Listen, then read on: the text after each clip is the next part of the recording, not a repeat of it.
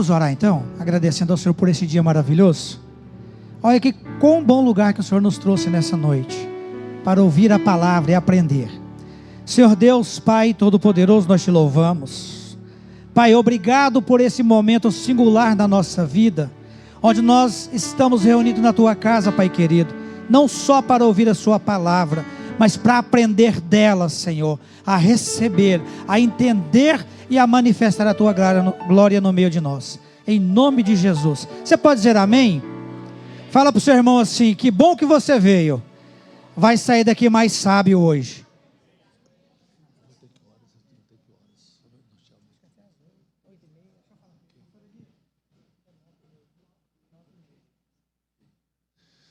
Queridos, a paz do Senhor. Boa noite para todos. Vocês estão bem? Muito bom estar convosco pela primeira vez, conhecer aos irmãos, a igreja, grato ao pastor Alex, à pastora Diva pelo convite que nos foi feito. Deus abençoe a vossa vida. É um prazer conhecê-los e espero ser um canal de bênção para a vossa igreja, para a vossa vida. Que Deus possa usar a nós para abençoar toda a sua casa. Eu trago a saudação de paz da igreja que nós servimos a Deus ali em Portugal, onde estamos há 23 anos em missões, desde 2002, vai fazer agora 24 anos esse ano, 2026, que estamos em missões ali na região do Porto, onde pastoreamos uma igreja que faz agora 20 anos, a igreja ali em Vila Nova de Gaia, e a igreja envia paz aos irmãos, e a minha esposa também envia paz aos irmãos, amém? E no Portugal nos visita ali, no Porto, vai ser um prazer receber os irmãos. Faça a companhia da minha filha, a pastora Rafaela também, que vai estar louvando no final. Mais uma vez, é sempre um prazer, é a 28ª vez que eu venho à América, e com ela é a 4ª vez que ela me acompanha, eu pregando, ela cantando. É um privilégio, né? Para o pai ter a filha cantando no altar, né? Que bênção, glória a Deus por isso.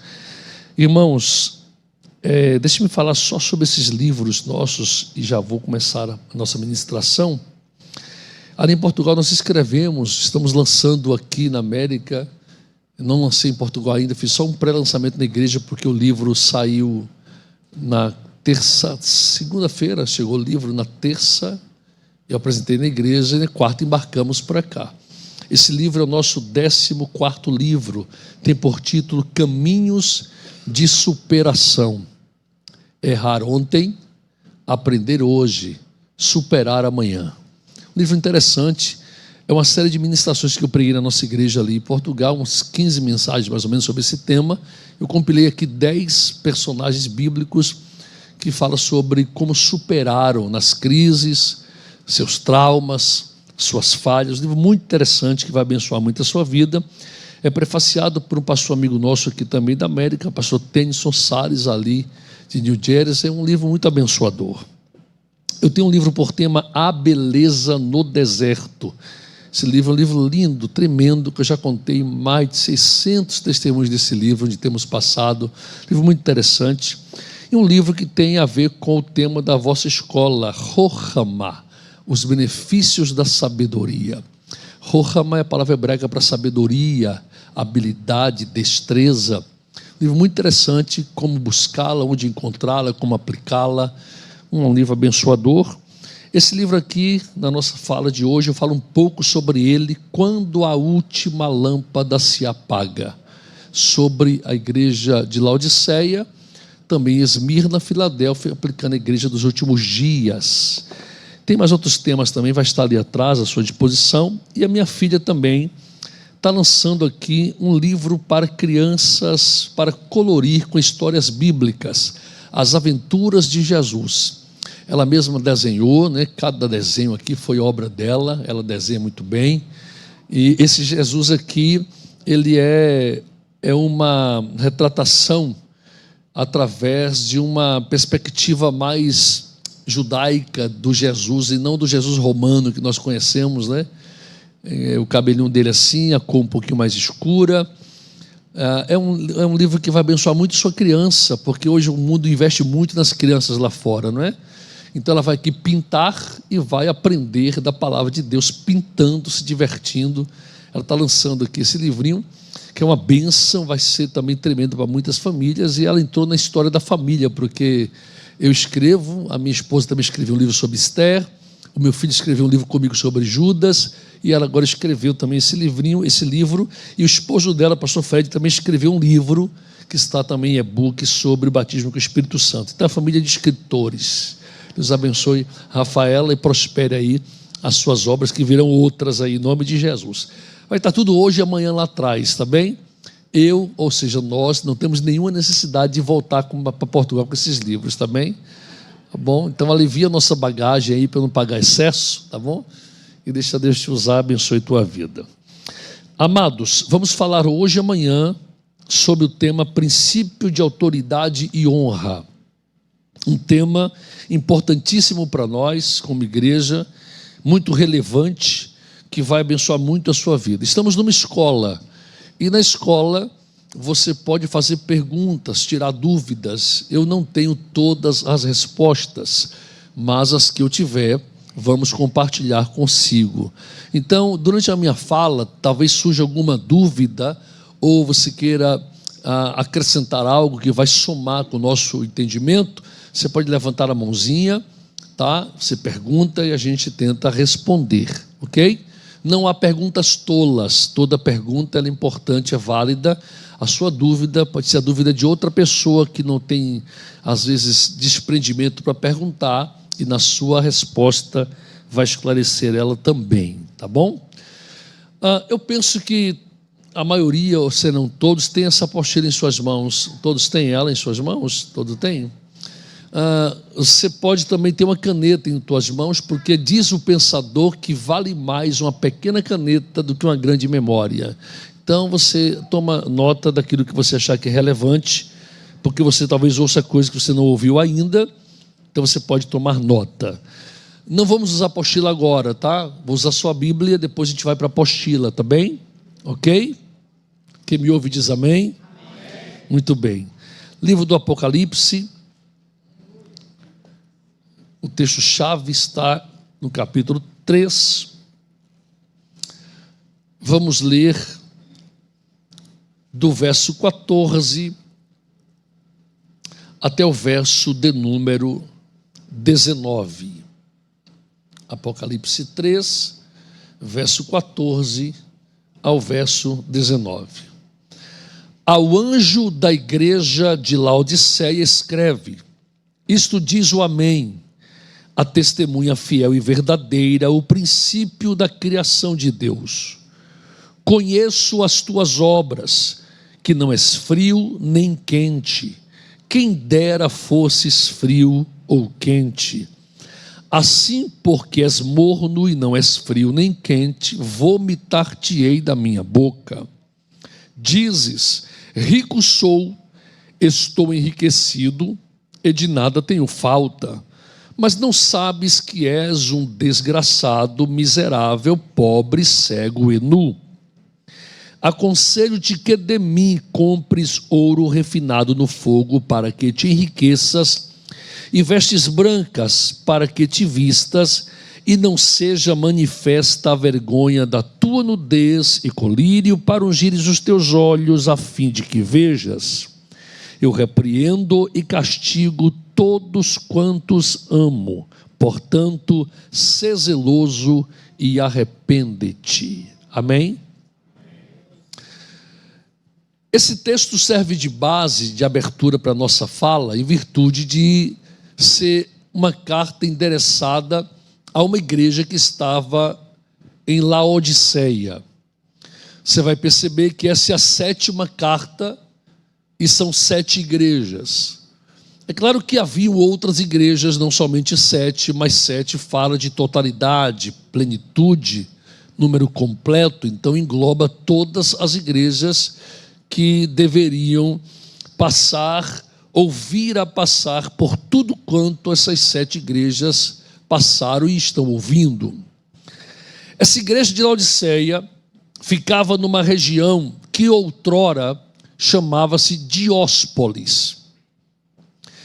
A palavra Dióspolis, uma tradução bem rasa, seria cidade de Zeus ou cidade de Deus.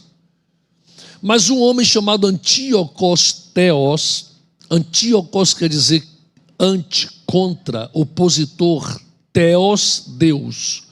Um homem anti-Deus conquistou essa cidade e decidiu mudar-lhe o nome de Dióspolis para Laodiceia, que provavelmente quer dizer o povo que julga, ou o povo que governa. Essa mudança foi para homenagear sua esposa, que chamava-se Laódice. Então ele muda o nome da cidade e parece ser algo ocasional, mas na Bíblia nada é ocasional. Tudo tem uma intenção, tudo tem um princípio e tem um alvo. Esse homem anti-Deus muda o nome da cidade de Deus para a cidade dos homens. Isso é interessante porque a Bíblia chama isso de prefiguração profética. Está em Eclesiastes 3:5, onde Salomão diz: aquilo que é, já foi, aquilo que há de ser, também já foi, e Deus pedirá conta do que passou. Então aqui temos uma prefiguração profética na ação de Antíocos Theos, que vai mudar a cidade de uma cidade que tem por nome Deus para uma cidade que tem por sentido a natureza humana, o humanismo. Ela é a sétima igreja que aponta também para os tempos que estamos a viver, porque fala dos últimos dias da igreja também sobre a face da terra. O número 7 na Bíblia, ele tem algumas nuances muito interessantes. Alguns pensam, ou nós aprendemos assim, que 7 é o número de Deus. Deixa eu só fazer uma reparação nesse aprendizado nosso. O 7 é o número divino, mas não é o número de Deus. Vou explicar por quê.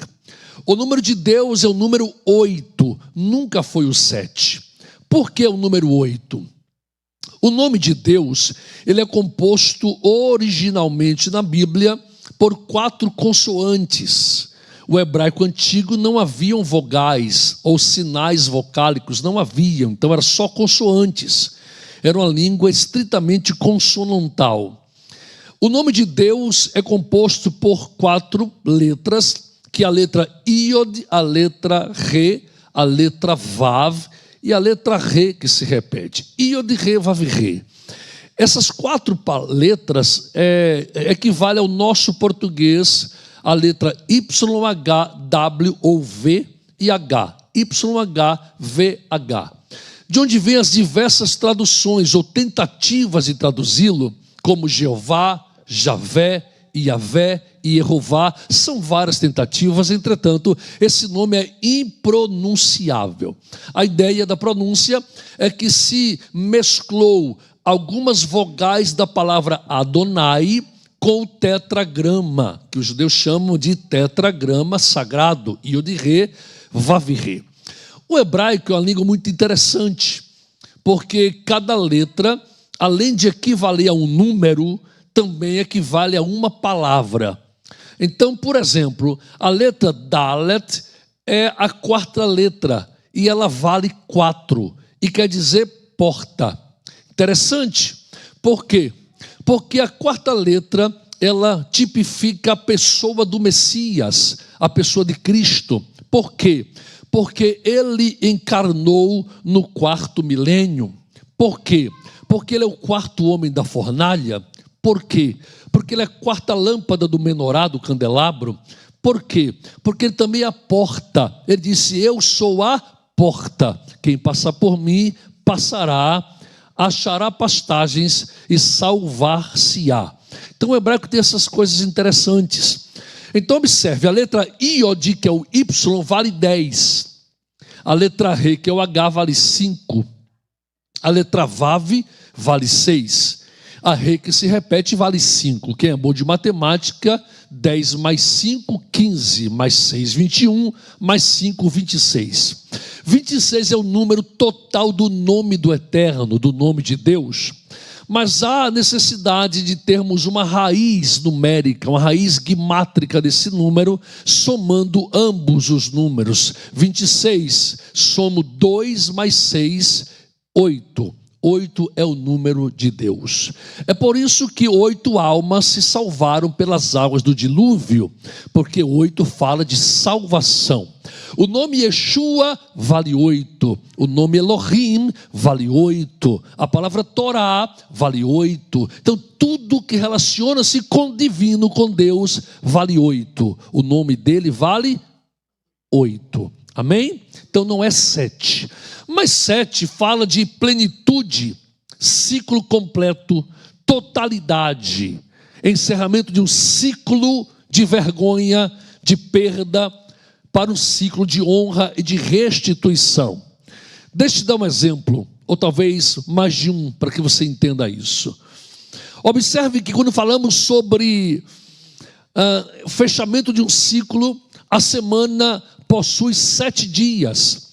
Quando o sábado se encerra, não começa o 8º dia, mas começa o primeiro de uma nova semana, porque o 7 fechou o ciclo semanal. O 7 fala também sobre fechamento de um tempo de perda, de desonra, de fracasso, para começar um tempo de honra, de restituição. Lembre que quando Eliseu orienta a Naamã que mergulhasse nas águas do Jordão, ele mergulhou por 6 vezes e nada aconteceu, porque o número 7 na Bíblia funciona como um portal. É como se um portal se abrisse no mundo espiritual. Todas as vezes na Bíblia que o número 7 ele é invocado para alguém ou por alguém que teme a Deus ou que serve a Deus, é como se no mundo espiritual um portal se abrisse e aquilo que está em cima manifesta-se embaixo, aquilo que é invisível se faz enxergar, se faz ver. Observe que quando Naamã mergulha a 6ª vez, nada acontece, porque 6 é o número do imperfeito, é o número do homem, daquilo que é falível, que é temporal, que não é confiável. Mas quando ele mergulha a 7ª vez, a sua pele fica limpa, como pele de uma criança. Você vai lembrar também, quando Nabucodonosor mandou lançar Ananias, Misael e Azarias na fornalha de fogo, ele cometeu o erro grasso de mandar aquecer a fornalha 7 vezes mais. Se ele não aquece 7 vezes, muito provavelmente eles morreriam queimados, mas crentes, porque a morte não invalida a fé de ninguém. Paulo vai ser decapitado e diz: estou cheio de fé, estou guardando a minha fé, embora você morto, e de fato assim o foi. Mas quando ele lança na fornalha 7 vezes aquecida, o portal se abriu. Quando se abre o portal, desce, e quem desce? Yeshua Mashiach, Jesus, o Senhor, vem na fornalha, e ele diz assim: lançamos nós 3, mas eu vejo 4, e o 4º homem tem aparência como filho dos deuses. Eles entram na fornalha como escravos, espólio de uma guerra, mas saem para governar províncias de Babilônia. Encerra o tempo da vergonha e começa o tempo da honra. Quem entende, diga amém. Quando Elias chama o seu moço ao cume da penha para que observasse se havia sinal de chuva, ele manda o moço ir lá 6 vezes. O rapaz vai e volta e diz: não vejo nada. Elias diz: volte lá a 7ª vez. Na 7ª vez ele retorna dizendo: eu vejo uma nuvem do tamanho da mão de um homem. Elias diz: então desce, corre lá e avisa Acabe que vai vir abundante chuva, porque encerrou a seca e voltou a bonança e abundância. O 7 fala sobre isso. João capítulo 4 vai dizer também que a mulher de Sicar conversa com Jesus à beira do poço.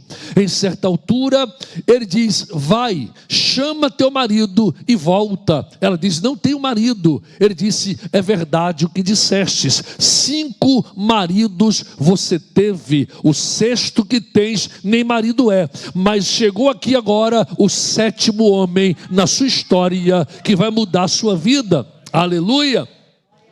Então 7 fala de ciclo que se completa, fala de fim de um tempo e fala também de encerramento, de perdas. Então por isso a 7ª carta, a 7ª igreja é importante para nós, porque ela fala dos últimos dias da igreja antes da volta de Jesus e da remissão total daqueles que servem a Ele e levarão para a glória. Aleluia. Agora observe isso.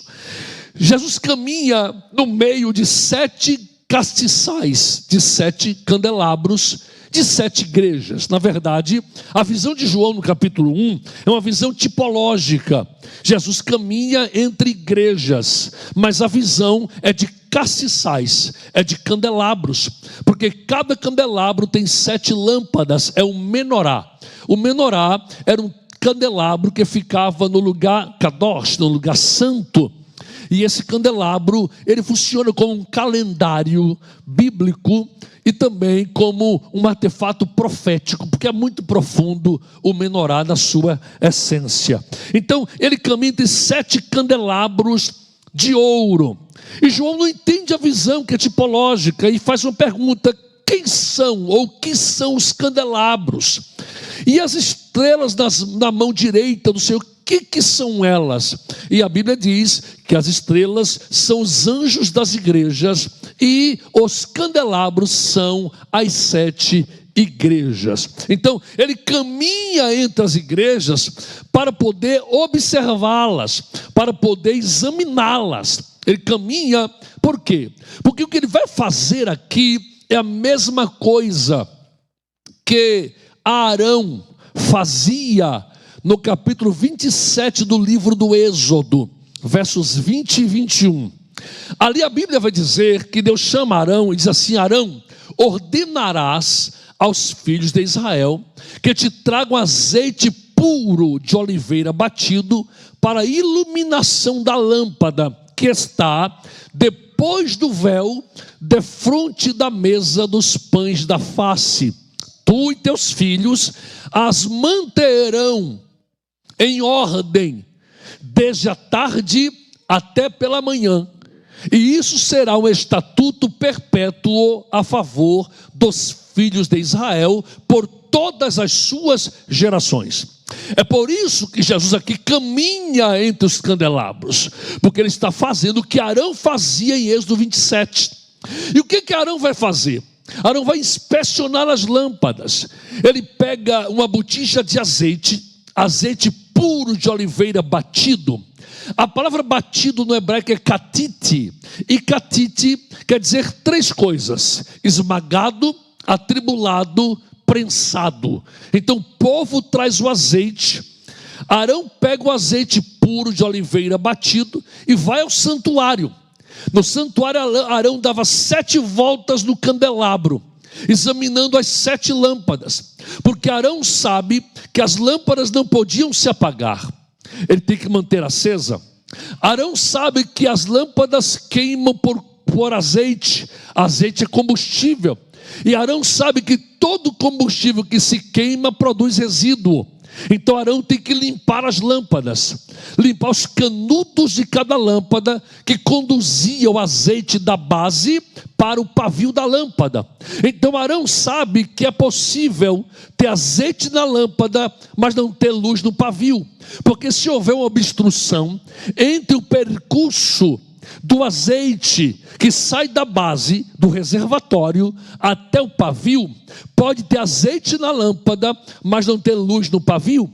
E a lâmpada não foi feita para armazenar azeite, foi feita para iluminar o ambiente. Então se tem azeite, mas não tem luz, não serve para o propósito.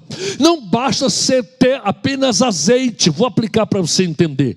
Não basta ter unção, tem que iluminar. Não basta ter unção, tem que fazer diferença. Não basta ter unção, tem que cumprir o propósito.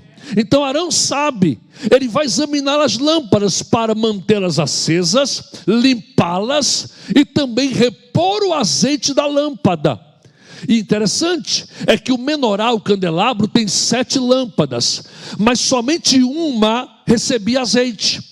Ela é tão perfeita que a lâmpada central, que é a 4ª lâmpada que sustenta todo o candelabro, só ela recebia azeite. Então, se Arão percebe que a 7ª igreja, a 7ª lâmpada está com pouco azeite, ele vai repor azeite nela, mas não através dela. Ele vai na lâmpada 4, derrama o azeite, e a lâmpada 4 manda azeite para a lâmpada 7. Isso é para entender que a unção não vem de você, a unção vem de Jesus, a unção vem de cima, a unção vem do céu. Diga glória a Deus. Fala para o teu irmão, a tua unção não vem de você, querido, a tua unção vem de cima. É Ele quem faz o azeite celestial, porque o povo faz o azeite na terra, mas o Espírito faz azeite no céu. E quem sustenta a igreja não é azeite de baixo, é o azeite de cima. Quem faz a diferença no ambiente não é azeite galo lá de Portugal, não, é o Espírito Santo quem faz a diferença. Glória a Deus. Ele examina as igrejas com esse propósito. Então ele vai examinar. Além disso, tinha uma 4ª ação de Arão, que era medir a intensidade de cada lâmpada, porque Deus não queria que uma lâmpada brilhasse mais que a outra. Afinal, as lâmpadas eram iguais e o azeite era o mesmo. Se as lâmpadas são iguais e o azeite é o mesmo, não tem por que uma brilhar mais e a outra brilhar menos. Aleluia. Diga amém se você está entendendo isso. Agora observe. A carta vai trazer para nós coisas importantíssimas, a 7ª carta. E vale ressaltar que a gente já fala sobre ela, porque ela fala sobre os últimos dias da igreja também. Fala de nós, que estamos aqui, afinal é a 7ª. Estamos caminhando para fechar o 6º milênio depois de Adão. E quando o 6º milênio fechar, o 7º entra em ação. E nós temos que estar prontos para essa mudança que em breve vai nos alcançar. Agora entenda bem, toda vez que você ler a Bíblia, entenda que a Bíblia traz palavras que são palavras-chave, que são pontes que ligam contextos, e às vezes as traduções, elas podem roubar algumas pontes, porque palavras são importantes no contexto bíblico. Uma das formas da nossa hermenêutica, da nossa exegese, é quando nós entendemos que palavras ligam contextos em textos diferentes e épocas também diferentes. Então, eu tenho aqui no texto que nós lemos, no capítulo 3 do Apocalipse, algumas palavras que estão lá no Gênesis, que talvez você não tenha percebido ainda. E vamos analisar elas hoje dentro do princípio de autoridade. Por quê? Observe, a primeira fala em cada carta é essa: ao anjo da igreja que está em, escreve. Por que é que o Senhor manda escrever ao anjo da igreja e não à igreja? Ou quem é o anjo da igreja? Quem é o anjo da igreja? Quem? Onde está escrito isso? A gente aprendeu ouvindo falar, sim ou não? Se eu pedir a você um texto que diga que o anjo da igreja é o pastor da igreja, você não vai encontrar, porque não tem. Temos a interpretação, mas não o texto escrito sobre isso. Se alguém perguntar para você por que é que o pastor é o anjo da igreja, você não vai conseguir fundamentar somente dizendo assim, você tem que provar que é. Mas há um texto na Bíblia que prova que é, só que está talvez não tão claro assim, você leu, mas não percebeu. Mas está escrito lá. Por que ele manda escrever ao anjo da igreja? Porque isso fala de princípio de autoridade. Não manda escrever à igreja, mas ao anjo da igreja. O texto está em Malaquias 2,7. Vamos ler? Malaquias 2, verso de número 7. Quem encontrar pode ler para mim, por favor? Vamos participar, para você não dormir aí na cadeira? Tem não, né, pastora? Dormir, ó, se aqui dormir, vai fazer um pix, tá? Ou um Zé, tá bem? Se dormiu, paga a multa, tá bem? Aí ninguém dorme. Quem achou pode ler? Malaquias 2:7.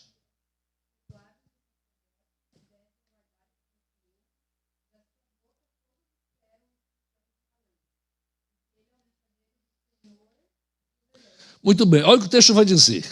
Os lábios do sacerdote devem guardar o conhecimento. O conhecimento aqui é acerca da lei, da Torá, da instrução. Deixa eu fazer só uma parte. A palavra Torá quer dizer instrução, não quer dizer lei.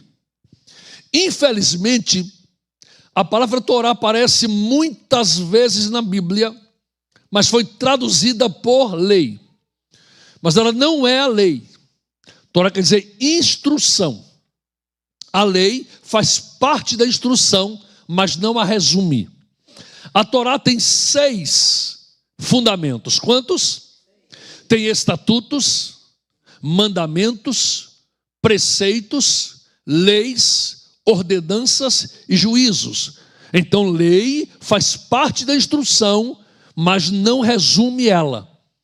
Isso é importante entendermos. Nós temos uma aversão à palavra lei, porque recebemos uma herança que lei é maldição, ou que lei é um problema, porque nós não gostamos de obedecer a leis. Então a lei tem um peso muito grande, mas a Torá não quer dizer lei, quer dizer instrução. Então, olha o que Deus diz por Malaquias: os lábios do sacerdote devem guardar.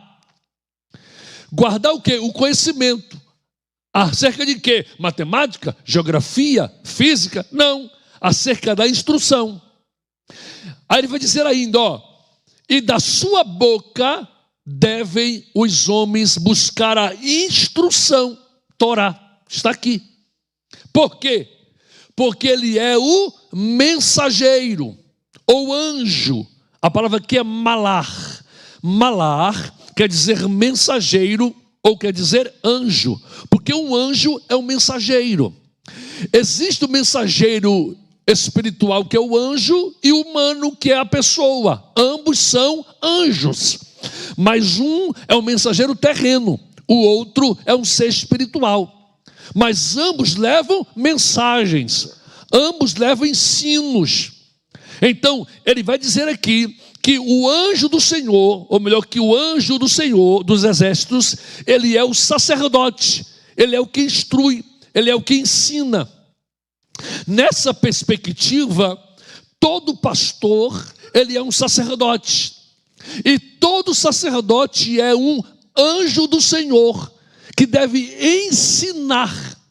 Aqui eu abro um parêntese: qualquer pastor, qualquer líder espiritual, de qualquer denominação, que não ensina a palavra de Deus, tem um grande problema, e uma grande probabilidade de não ser de Deus. Porque todo aquele que instrui uma igreja, ele deve prezar pelo ensino da palavra de Deus. Igreja que vive de oba-oba, de campanhas extrapolantes ou esdrúxulas, cuidado, como dizia a vovó, bota as barbas de molho, porque pode ter um grande problema. Mas a igreja que ensina a palavra, essa escola que é um sinal disto, então é nela que você deve ficar. Porque Deus não dá ovelhas para pastores, Deus dá pastores para ovelhas. Diga para o teu irmão: não foi você que escolheu vir para cá, foi Deus que mandou você vir. Porque Deus dá pastores para ovelhas, não dá ovelhas para pastores. Então observe bem, deixa eu aplicar. Se o anjo, ou se o pastor é o anjo da igreja, é a ele que a carta é endereçada. Por quê? Porque é ele que vai ensinar a igreja, ele vai instruir a igreja. E nós vivemos em um tempo globalizado, muito interessante. O irmão falou aqui sobre a IA, que tem gente que se aconselha com a IA. Tem gente que se aconselha com a IA. Tem problema, pede conselho, e aí o IA aconselha. Só que tem um detalhe aqui. O texto não diz que os homens devem buscar a instrução do pregador do YouTube, do influencer. Buscar do anjo da igreja. Toda ovelha que não ouve seu pastor ou sua pastora para dar ouvido a pregadores de internet está com problema de quebra de autoridade espiritual. Não quero dizer que eles não tenham coisas boas para oferecer, tem muitos que têm, mas não foi ele que Deus deu como pastor para você. Então, toda vez que um membro de uma igreja, ele dá mais ouvidos ao pregador que chega de fora, eu estou aqui debaixo da autoridade dos vossos pastores, mas a autoridade não está sobre mim aqui, está sobre eles, estou sob a autoridade deles. Amanhã, quando encerrar a escola bíblica, a escola de sabedoria, se alguma coisa aqui que eu falei não estava nos trilhos, não é com a minha fala que você vai ficar, mas com a fala deles que você vai ficar. Porque não foi eu que Deus colocou como vosso pastor, foi eles. Então, toda pessoa numa igreja que dá ouvido ao profeta que cai de paraquedas na cidade, que vai comer o pão de queijo, tomar o chá das 5, cuidado, você pode estar quebrando o princípio de autoridade e Deus não aceita. Diga amém se você está entendendo isso. Amém? Não fica com raiva de mim, não, que escola é para isso mesmo. Que filho apanha e mãe não vê, mas no final dá tudo certo. Ninguém morre não, porque pé de galinha não mata pinto, né? Já dizia a vovó. Amém? Então perceba bem, ele começa as 7 cartas com a mesma instrução. Ao anjo da igreja escreve, porque a igreja vai aprender do anjo da igreja, que é o seu líder. Agora observe outra coisa aqui. Olha o verso de número 16. Assim porque és morno, Apocalipse 3, e não és frio nem quente, vomitar-te-ei da minha boca. Guarde a palavra vomitar-te-ei. E olha o verso 18 agora.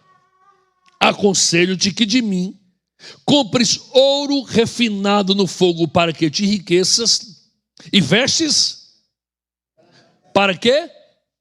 A fim de que não seja manifesta a vergonha da tua nudez.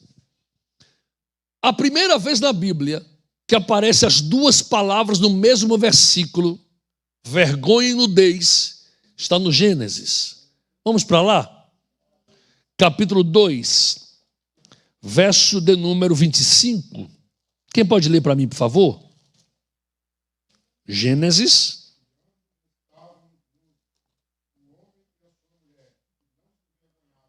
Ambos estavam e não se envergonham, mas em Apocalipse nós temos uma igreja que está nua e com vergonha.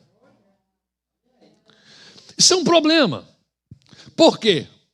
As palavras expressam o grande problema da nudez e da vergonha. Depois eu falo sobre vômito. Observe aqui.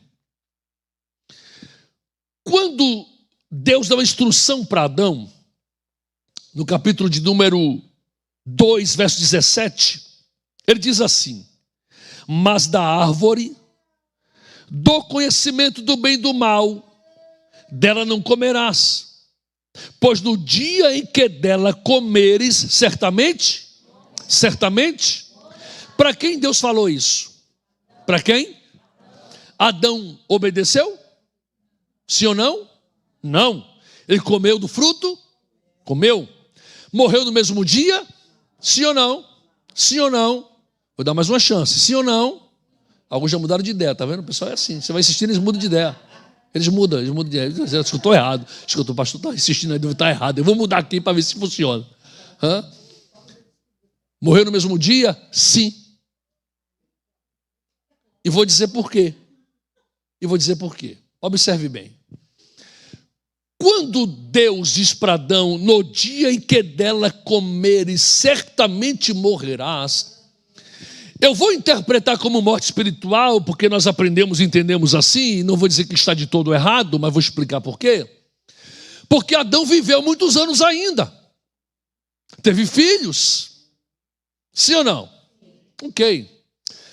Mas entenda uma coisa. Quando Deus fala com Adão no capítulo 2, verso 17, não havia pecado ainda. Não havia morte. Então os tempos aqui eram chamados de tempos eternos.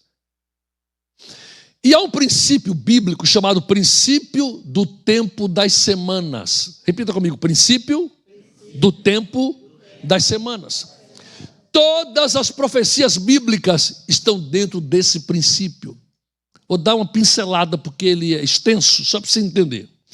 Nesse princípio, uma semana pode ter 7 horas, em que cada hora é um dia da semana. Nesse princípio, a semana pode ter 7 dias, em que cada dia é um dia da semana. Pode ter 7 semanas, cada dia é uma semana. Pode ter 7 anos, cada dia um ano. Pode ter 7 meses, cada dia um mês. Pode ter 7 décadas, cada dia uma década. Pode ter 7 séculos, cada dia um século. Pode ter 7 milênios, cada dia 1000 anos. Encerra aí. Dá um exemplo para você. Isaías 7,14 diz assim: o Senhor mesmo vos dará um sinal. A virgem conceberá e dará à luz um filho, e o seu nome será Emanuel. Essa profecia de Isaías acerca de Cristo, uma semana depois dessa profecia, Jesus nasceu. Uma semana? Sim, de séculos, 700 anos. Quando Deus fala para Israel por Jeremias que o cativeiro da Babilônia duraria quantos anos? Uma semana, de décadas. Então toda profecia bíblica está dentro do princípio do tempo das semanas. E essa palavra aqui também está. Porque quando Deus fala para Adão, não havia tempo contado ainda. Pecado não existia, não tinha morte. O homem nascia para viver. Depois do pecado, o homem nasce para morrer.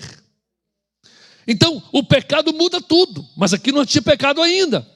Adão, no dia em que dela comeres certamente, mas não é um dia de 24 horas. É um dia no princípio do tempo das semanas. E Pedro conhecia o princípio. Lê para mim aí, 2 Pedro 3,8. 2 Pedro 3,8. O que Pedro vai dizer aí?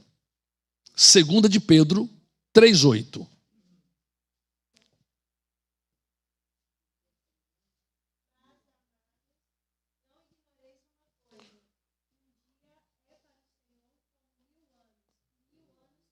Princípio do tempo da semana. Pedro conhecia. Agora observe, vou parafrasear a fala de Deus com Adão, tá bem? Adão, você sabe que um dia para mim é como 1000, no dia que você comer, você morre. Mas não num dia de 24 horas, num dia de 1000. Quantos anos Adão viveu? 900 e? Gênesis 5,5, lê para mim. Gênesis 5,5, o que diz aí?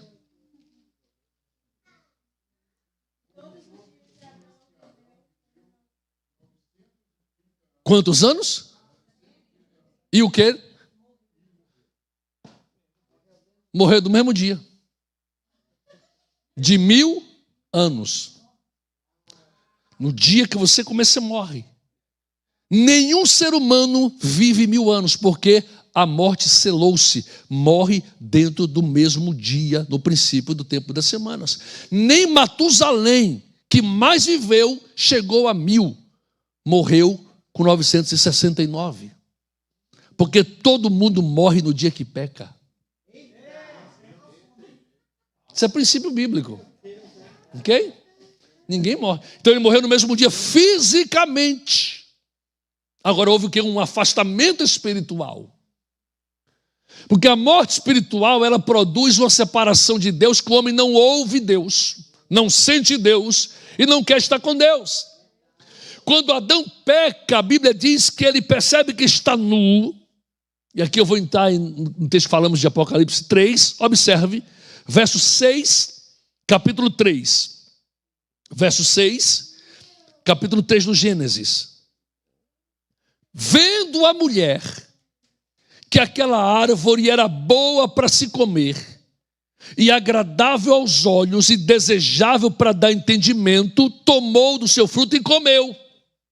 E deu também a seu marido que estava com ela, e ele comeu.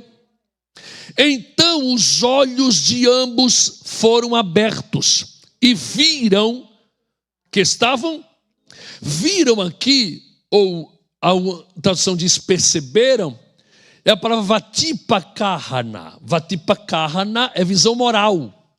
Porque a visão física estava aberta antes e depois. Antes viram que estavam nus. Depois também. Mas é visão física. Não muda. Mas a visão moral mudou. Perceberam que estavam nus. E a nudez agora não era boa. O que eles fazem? Eles vão coser folhas de figueira e fazer roupas. Adão foi o primeiro Giorgio Armani da história. Hugo Boss, o Yves Saint Laurent do Éden, fez roupas de folha de figueira. Mas Deus veio e rejeitou essa roupa.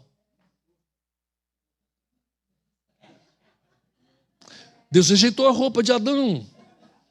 Olha o texto, verso de número 8, ouvindo a voz do Senhor que passeava no jardim pela viração do dia. Aqui não é Deus que passeava, tá, gente? Era a voz que passeava. A palavra que é shofarim. Shofarim é som de shofar, é trombeta, é buzina. Melhor traduzido seria, ouviram a voz de Deus que ecoava no jardim. Porque Deus não passeava no jardim, tá? Era a voz que ecoava. Ok? Quando ele ouviu a voz, ei, Deus está aqui. Não viam Deus, mas sabiam que ele estava, porque a voz o denunciou, porque a voz é a identidade do Criador. Então, eles ouvem a voz, olha o texto, vai dizer que o homem e a mulher esconderam-se da presença do Senhor Deus entre as árvores do campo. Chamou, porém, o Senhor Deus o homem e lhe perguntou, onde estás? Ele respondeu, ouvi a tua voz do jardim e tive medo, porque estava nu e escondi-me. Aí Deus começa a dialogar com Adão. Agora escute aqui, que eu vou lhe dizer para você. Há duas palavras roupas no hebraico do Antigo Testamento. A primeira é lebush. Lebush. A segunda, beged. Lebush e beged. Fala de roupa. Qual a diferença, pastor? A diferença é que lebush vem da raiz bush, quer dizer vergonha. Essa roupa Adão fez. Ele vê que está nu, está com vergonha. Ele fala, tive medo, mas a nudez não provoca medo. A nudez provoca vergonha. É assim ou não é? Ele vê que está com vergonha, ele coce de roupa e se veste. Deus vem. Dialoga com Adão. E o princípio aqui é esse, Adão, a roupa é legal, jeitosa, você é bom costureiro, você é um cara desenrascado, mas essa roupa não vai servir para você não, filho. Por que, Senhor? Porque essa roupa que você fez só resolve o problema da vergonha. E a vergonha é externa, porque a nudez é externa. Então, se você tratar só a consequência do problema, não resolve. Então, eu vou vestir você com a roupa que resolve teu problema. Ele mata um animal, que é um cordeiro, tira a sua pele, aí agora a vantagem já não é mais lebush, é beged, que vem de bagad, quer dizer rebelião. Eu vou vestir você com a roupa que resolve o teu problema, porque o teu problema não é vergonha, é rebelião. Se você só cobrir a vergonha, mas continuar rebelde, não resolve o problema. Não basta mostrar que é obediente, Adão, tem que ser obediente. Não basta mostrar que você é, Adão, você tem que ser. que de aparência ninguém recebe salvação, só recebe com mudança de atitude. Deus mata um cordeiro, por quê? Porque esse cordeiro é uma prefigura profética de Cristo, obediente até a morte, e morte de cruz. Então toda rebelião só se combate com obediência.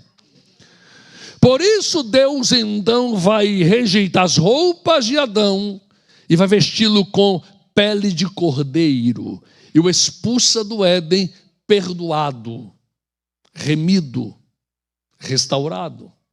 Agora escute bem, é por isso que em Apocalipse Deus fala assim: aconselho-te que de mim compres vestes brancas para que te vistas, para que não seja manifesta a vergonha da tua nudez.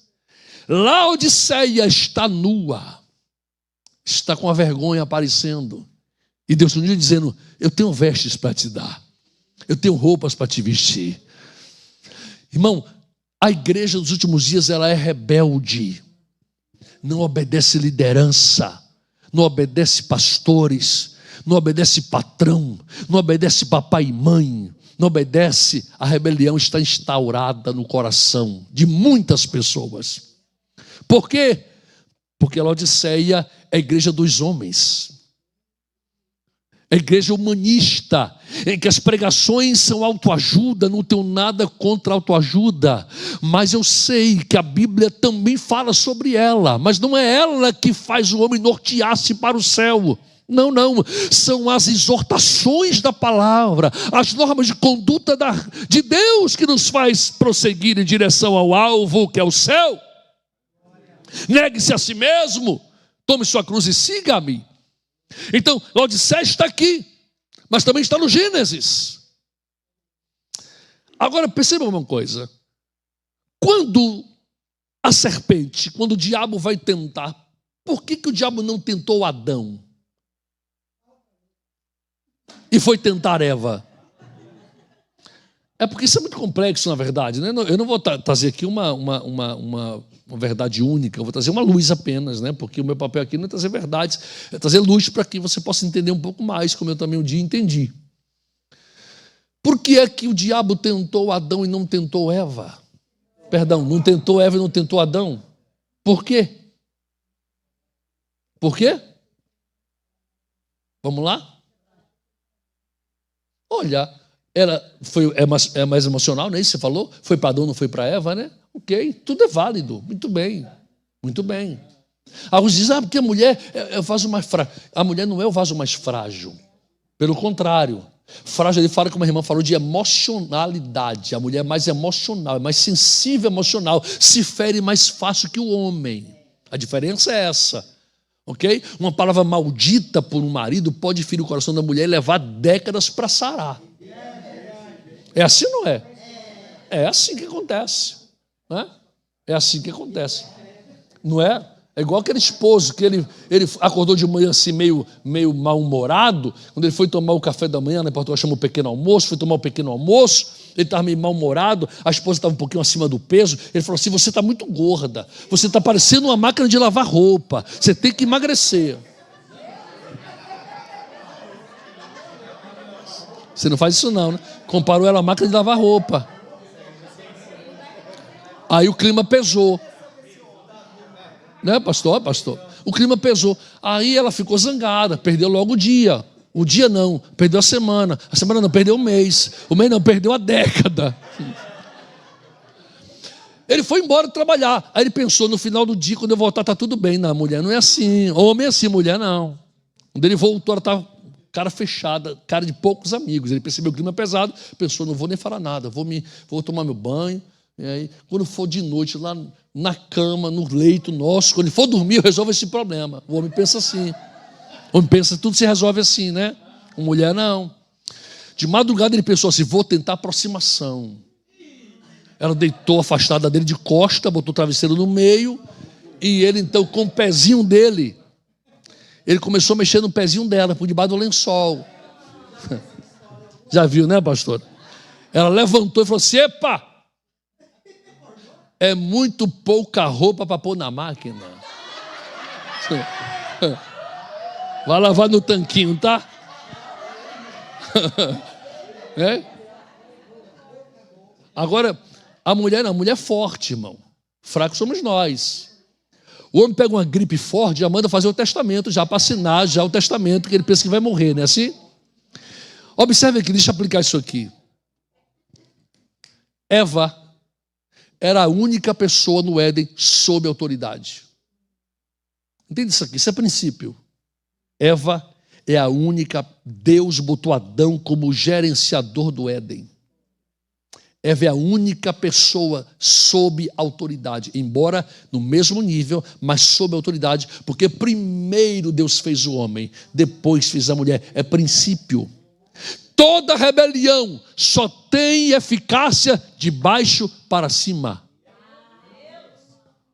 Nunca de cima para baixo. Então, para derrubar Adão que está em cima, tem que usar Eva que está embaixo. Então, e aqui embaixo não é posição de minoritária, não, tá? É princípio de autoridade, porque ambos são valorosos, têm valor para Deus, ama da mesma forma, ambos são iguais perante o Senhor, mas em autoridade há princípios estabelecidos por Deus, que não desmerece ninguém, mas para a governabilidade do mundo, ok? Então observe, cuidado você que é liderado, cuidado você que Deus chamou para cooperar com a obra de Deus. Nunca se deixe usar pelo diabo para derrubar quem está em cima, quem está como autoridade sobre sua vida, porque foi isso que aconteceu aqui. Eva, e Adão diz, a mulher que tu me deste, ele não fala nem da serpente, a mulher que tu me deste, essa me deu do fruto, eu comi. A transgressão veio. Agora observe isso aqui, que isso é importante, tá? Deus dá uma orientação, veste-os com as roupas que Deus mesmo faz com a pele do cordeiro, os expulsa, eles vão ter filhos. Capítulo 4 do Gênesis vai dizer assim, vou ler o verso 3, quem pode ler o verso 3 para mim, por favor?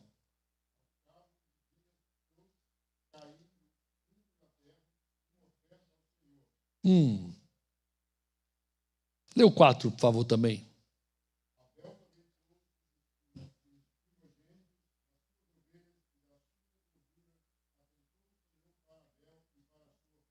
Vai no 5 também.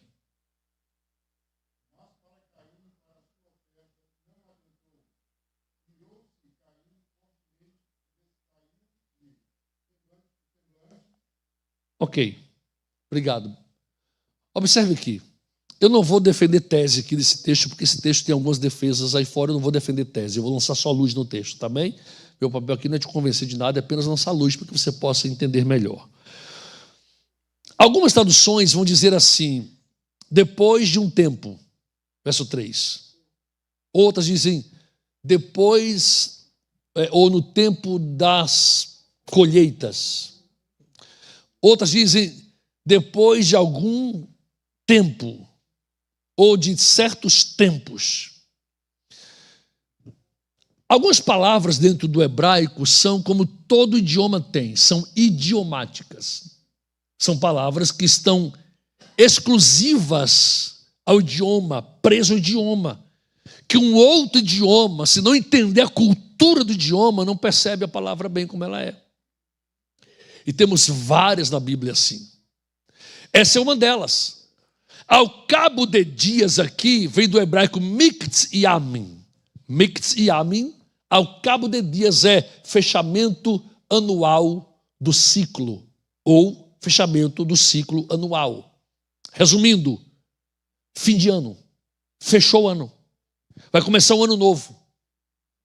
Você pode perguntar, o que levou esses jovens a levar uma oferta para Deus ao cabo de dias, se até aqui não tem nenhuma instrução de Deus para a oferta? Não tem.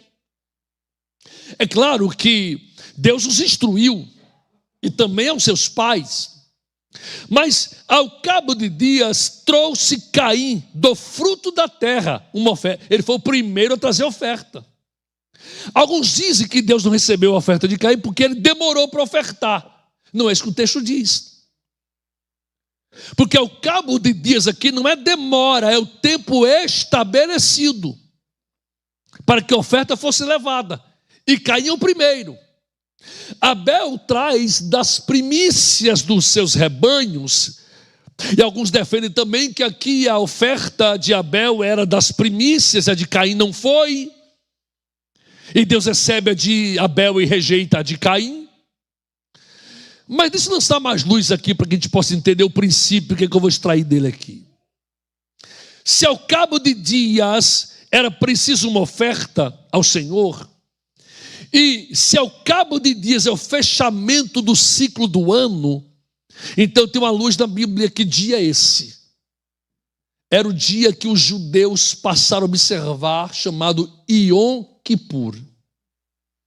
Yom quer dizer dia, Kippur quer dizer expiação, perdão, é o dia nacional do perdão. Ele acontecia no 10º dia do 7º mês, que não é nosso calendário gregoriano, tá? Que é julho, não. Setembro e outubro, calendário bíblico. 7º mês, 10º dia. Só que antecede o Yom Kippur, no primeiro dia do 7º mês, chamado Rosh Hashanah.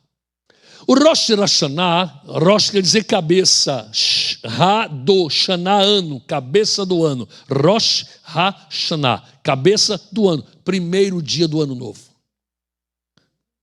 É o Rosh Hashanah. Conta-se 9 dias, vem o Yom Kippur.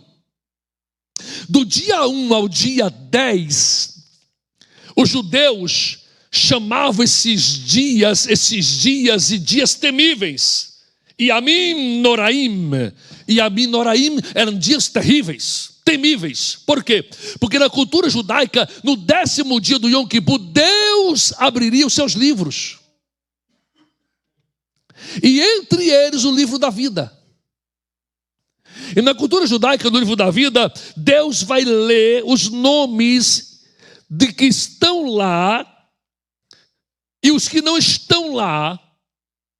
Porque os que não estão lá é porque haviam transgredido no ano que passou, e como virou o ano, tinha que ser perdoado, para que o nome voltasse para o livro da vida. Aquele que não foi perdoado, que não se arrependeu, na virada do ano, no Yom Kippur, o nome era riscado do livro da vida. Então, chamava-se de Yamim Noraim, dias temíveis, que era o dia do juízo, era o dia de julgamento. Nesse dia, Deus estabeleceu o Yom Kippur, o 10º dia, para que houvesse perdão da nação. E nesse dia tinha que ter sangue. Por quê? Porque nesse dia, segundo Levítico 16 e 23, Arão recebe 2 bodes, lança sorte nos bodes, para que a sorte defina qual bode que vai ser morto, e o sangue levado ao santuário, e o bode que vai ser solto no deserto. Amém? Os bodes tinham que ser iguais, muito parecidos. E a escolha de Arão é por sortes. Ele não pode escolher, esse bode vai, esse fica, não. É por sortes. Quando Arão lança sorte, o bode, que é escolhido para morrer, Arão pega uma fita de cor escarlata ou carmesim, vermelho escuro, e prendia no chifre do bode que vai ser morto. E a outra metade da fita ele prendia no véu do santuário, que era o véu externo, que dava acesso ao pátio, o átrio, chamado de Hatze. Hatze era o átrio. Quando Arão soltava o outro bode que ia para o deserto, ele pegava então o sangue do bode que foi morto, com a fita presa no seu chifre, entrava no santuário, cruzava o lugar santo, ia para o Kadoshim, o santo dos santos, onde estava a arca da aliança, aspergia o sangue desse bode no santuário e nos chifres da arca da aliança. E o sinal que Deus perdoou a nação é que a fita vermelha ou de cor escarlata que estava presa no véu do átrio que o povo do lado de fora estava olhando, ela ficava branca, alva como a lã, branca como a neve. Não era IA, nem efeito especial, não. Eles viam aquela fita tornando-se branca aos olhos deles. Quando a fita ficava totalmente branca, sinal, Deus perdoou o pecado do povo. Por isso Deus diz em Isaías 1,18: vinde e arguir-me, ainda que os vossos pecados sejam mais vermelhos que a escarlata, eu os tornarei mais alvos que a lã. Agora escute isso aqui. Os bodes tinham que ser iguais. Falei aqui há pouco, sim ou não? Quando Jesus está lá na Fortaleza Antônia para ser julgado, perceba, no Calvário tem 3 prisioneiros na cruz. A central, que é Cristo, a direita, Dimas, pela tradição seu nome é esse, e a esquerda, Gestas. Mas no julgamento só tem 2, Jesus e Barrabás. Por quê? Porque o nome de Barrabás era o mesmo nome de Cristo, era Yeshua Bar Abba. E o de Jesus, Yeshua Mashiach, Jesus o Messias. O outro, Jesus o filho daquele que vem, ou seja, Yeshua Bar Abba. Tem 2 Yeshuas ali. O que é que Pilatos faz? Não pode definir quem vai morrer e quem vai ser solto. Tem que ser sorte. O que ele faz? Lança para o povo: vou lançar sorte aí, hein? Quem vós quereis que vos solte? O que eles gritam? Barrabás ou Yeshua Bar Abba. Porque tem que se cumprir exatamente como estava escrito. Então, no Yom Kippur acontece exatamente isso aqui. O que está aqui em Gênesis, capítulo de número 3.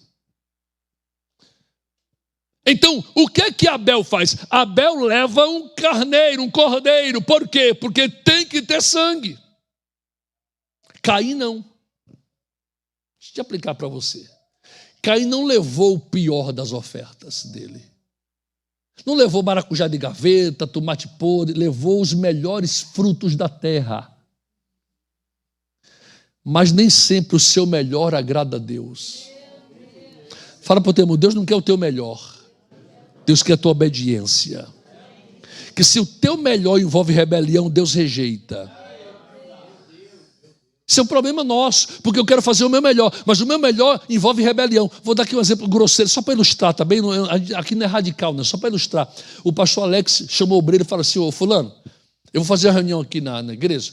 Eu queria que você colocasse as cadeiras, tudo aqui em círculo. Eu vou fazer uma reunião com os obreiros. Ok? Quando eu voltar, fica pronto aí. Aí o pastor Alex se ausenta. Aí o obreiro pensa assim: rapaz, cadeira em círculo não fica legal não. Melhor é aqui, ó, em fila. É em fila, porque em fila é mais didático, é mais proveitoso, é melhor. Vou fazer em fila. Ele quis fazer o melhor, sim ou não? Mas obedeceu o que foi dito? Não. Deus não aceita.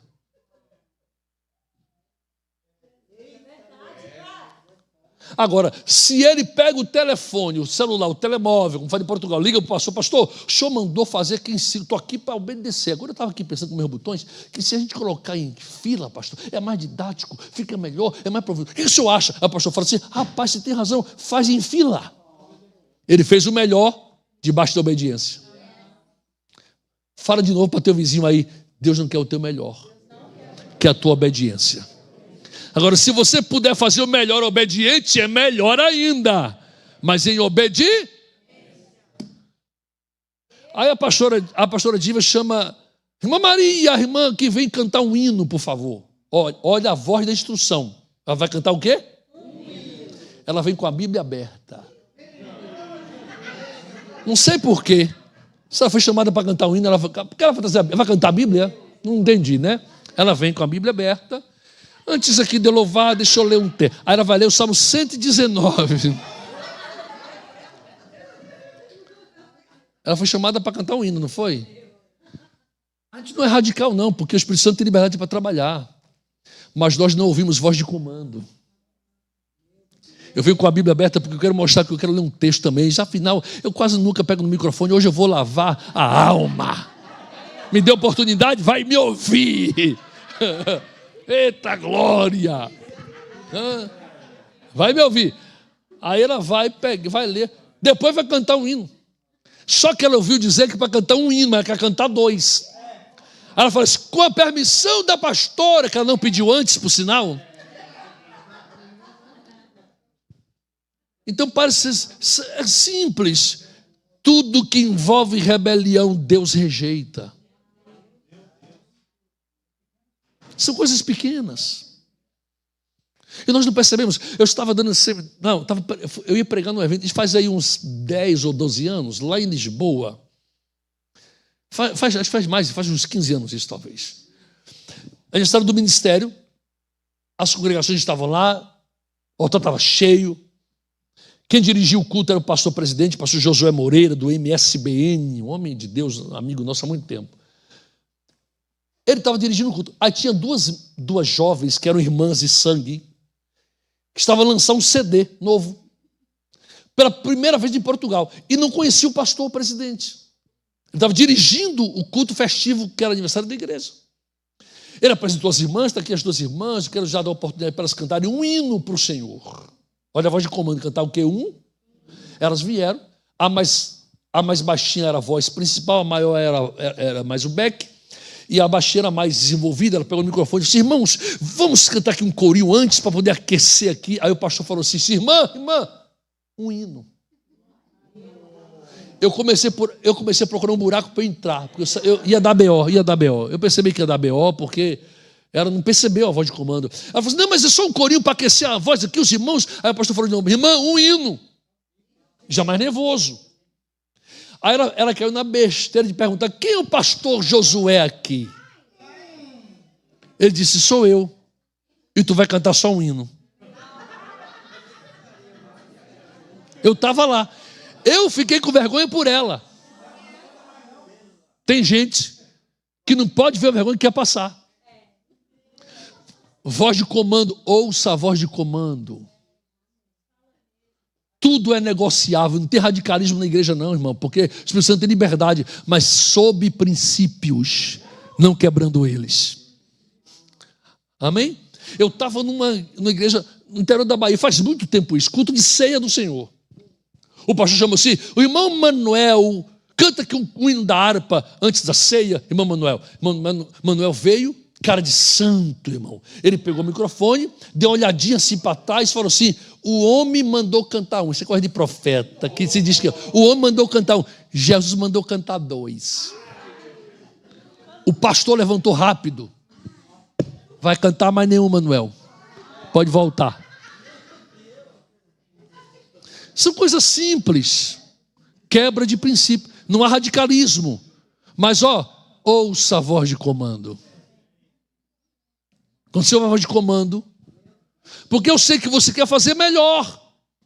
Você tem uma palavra na ponta da língua, ele chamou para você cantar, mas tem uma palavra profética, eu sei tudo isso. Mas ouça a voz de comando, porque Deus não trabalha sob pressão da rebelião. Deus trabalha sob o princípio da obediência. Diz amém. Não sei que hora nós temos, deixa eu me nortear aqui. Tem relógio para eu ver a hora? Está ali. Eu vou até 9h30, é isso, pastor? 9h30. Ok? Obedeça. Fala para o teu irmão, obedeça. Muito bem. Volta para Gênesis 4, por favor. Vamos lá. Caim faz o melhor, mas sob rebelião. Deus rejeita Caim. Olha o verso de número 7. 4, 7 do Gênesis. Se fizeres o que é certo, serás aceito. Ou, se procederes bem, não serás aceito. E se não procederes bem, o pecado jaz à porta, querendo conquistar-te, mas sobre ele deves dominar. A ideia aqui, Caim, faz o que é certo. Porque o que é certo norteia você a obediência. E a obediência barra a rebelião. E a rebelião barra o pecado. E o pecado barrado não te domina. Só que o que Caim faz? Caim se dá de vítima. Porque todo rebelde, ele é vítima. Não é assim, pastor? Todo desobediente, ele é vítima. Porque não me deu oportunidade aqui na igreja. Todo é vítima. Caim se faz de vítima. Mas observe aqui. Deixa eu adiantar um pouquinho do nosso tempo. Olha o verso 14. 4,14. Hoje me lanças da face da terra e da tua presença me esconderei. Serei fugitivo e errante pela terra, e qualquer que comigo se encontrar, me matará. O nome, como alguns idiomas, algumas línguas, o hebraico é uma língua polissêmica. O que é a polissemia? Uma palavra pode ter mais de um significado. Geralmente correlatos entre si, mas que define o contexto. O nome Caim, na sua etimologia geral, quer dizer lança ou ponta de lança. Caim. Mas Caim também quer dizer provocador de ciúme. Mas Caim também quer dizer vômito ou vomitado. Vou explicar a você por quê. Qual é o papel da lança? Ferir? O que mais? Ferir, matar, né? Vamos ser mais específico. Atingir um alvo. Quer seja uma caça, uma competição, um inimigo. Ninguém atira a lança à toa. A lança é para atingir um alvo. Ok? Todo primogênito, Berori ou Berrori, todo primogênito, que é Berrori, primogenitura, todo primogênito, ele nasce com um alvo. E um desses alvos é abençoar a saída dos outros que vão vir, para nortear o êxito de quem nasceu depois dele. Mas todo aquele que decide por si mesmo não atingir o alvo de Deus, se tornará um provocador e um vomitado. Todo aquele que decide por si mesmo não atingir o alvo que Deus estabeleceu na sua vida, se torna provocador e vomitado. O que ele fala aqui, sabe o que é? Vou parafrasear. Hoje me vomitas da terra. Porque ele faz um jogo de palavras. Ele diz, me lanças. Porque ele sabe que o nome dele é lança. Então ele faz um jogo de palavras. Como diz assim, o Senhor me trouxe a vida para ser uma lança. Mas em vez do Senhor me lançar em direção ao alvo, o Senhor me lança ou me vomita da terra. Porque quem não atinge alvo é vomitado. Fala para o teu irmão, você foi chamado para atingir um alvo. Lê para mim, quem puder, por favor, Levítico 18, 25 e 28. Levítico 18, 25 e 28.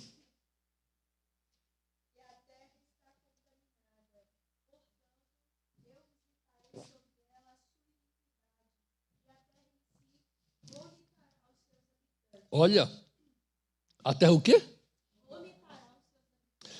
Por que Deus vomita os habitantes da terra? Porque eles são rebeldes. Caim está no mesmo sentido. E Laodiceia no mesmo caminho. Vomitar-te-ei da minha boca. Agora, isso é muito forte para nós. Por quê? Porque Deus vai expulsá-lo e ele se torna o quê? Um errante. Olha o verso de número 16. 4,16 do Gênesis. Então saiu Caim da presença do Senhor e habitou na terra de... ao oriente do Éden. Escute uma coisa, geograficamente, historicamente, não existe essa terra chamada Nod. Não. Nod aqui quer dizer alguém que anda em círculo, alguém que anda perdido, um vagabundo que fica só rodeando, que não chega a lugar nenhum. Sabe, que passa de igreja em igreja e não fica em lugar nenhum, não submete a nada, de emprego em emprego, não submete a ninguém, não chega a lugar nenhum. Então, Nod aqui no princípio bíblico não é uma localidade, é um estado de vida. Porque Nod aqui é Eretz Nod, terra do fugitivo, é um lugar que foge. Foge de quê? De cumprir a sua chamada em Deus, e prefere realizar seu próprio instinto carnal do que servir a Deus em obediência, submissão e cumprir o seu propósito. Fala para o teu irmão, você não é Caim. Fala de novo, você não é Caim. Submeta-se, obedeça, atinja o alvo, cumpra o propósito e agrade a Deus. Diga amém. Agora, escute uma coisa que eu vou dizer, eu vou caminhar para o final, temos aí meia hora pela frente, para a gente retomar amanhã. Quando Deus, vamos voltar para o Apocalipse agora, para a gente fazer ligação aqui? Vamos lá. Capítulo de número 3 ainda do Apocalipse.